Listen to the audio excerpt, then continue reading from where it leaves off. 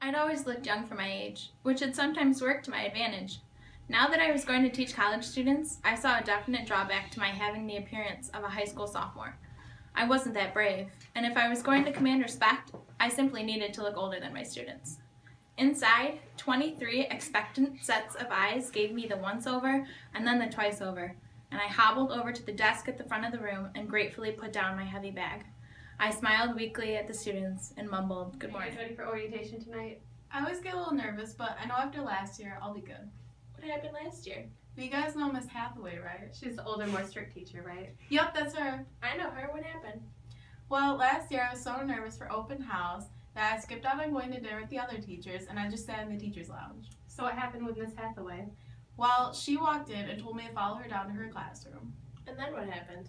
So I get down there and she has a chair next to her desk and I sit down in it and she opens up the bottom drawer and pulls out a bottle of whiskey and 2 mugs. No way. Yeah, so we said cheers and then we took breath mints. I can't believe that. Just wait, I'm sure she'll show you to the open house orientation as well. The superintendent pointed out some possible negatives of the job. It was in a rough part of town with some tough students, and I didn't have much experience with that, but I was ready to take on Mrs. X's classroom. You got hit by a car? My mom actually even called me. Yo, Miss X, there's a white lady in here!